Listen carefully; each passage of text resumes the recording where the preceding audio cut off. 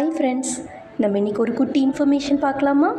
நம்ம உடம்புல இருக்கிற அனைத்து இயக்கங்களையும் கட்டுப்படுத்துறது நம்ம மூளை தாங்க. அப்படிப்பட்ட மூளையால் நமக்கு வர்ற நோயையும் குணப்படுத்த சிக்னல்ஸ் அனுப்ப முடியும்னு உங்களுக்கு தெரியுமா? ஆமாங்க, அனுப்ப முடியும். அதுக்கு பேர் தாங்க பிளாசிபோ எஃபெக்ட். இந்த பிளாசிபோ எஃபெக்ட் என்ன பண்ணுதுங்கிறத ஒரு குட்டி ஸ்டோரி மூலமாக நான் உங்களுக்கு எக்ஸ்பிளைன் பண்ணுறேன். 2 பேர் டாக்டர்கிட்ட தலைவலிக்குதுன்னு போகிறாங்கங்க.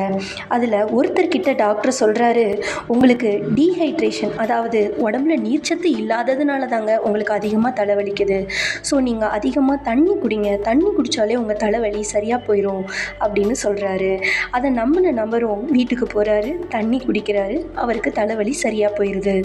2வது நபர்கிட்ட டாக்டர் சொல்கிறாரு, உங்களுக்கு இருக்கிற தலைவலிக்கு நீங்கள் கண்டிப்பாக டேப்லெட் எடுத்துக்கணும், பேராசிட்டமல் எடுத்துக்கணும், போது அந்த தலைவலி உடனே சரியாயிறதுக்கான வாய்ப்பு 100% இருக்குது அப்படின்னு சொல்கிறாரு.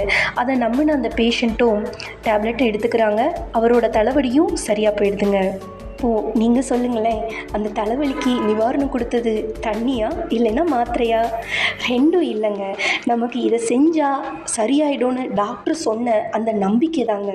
இதுக்கு பேர் தாங்க பிளாசிபோ எஃபெக்ட்டுங்கிறது.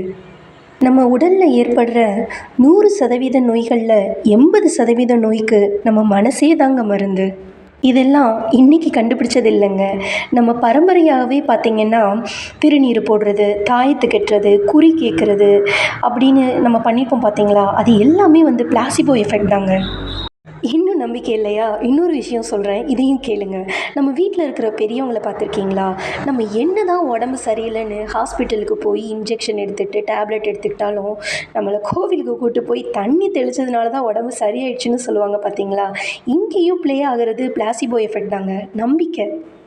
இதை தாங்க அந்த காலத்து பழமொழியில் சொல்லுவாங்க, மருந்து கால் மனசு முக்கால்னு. ஆமாங்க, நம்ம மருந்து என்ன தான் நம்ம உடம்புல காவாசி வேலை செஞ்சாலும் முக்கால்வாசி வேலை செய்கிறது என்னவோ நம்மளோட மனசு தாங்க.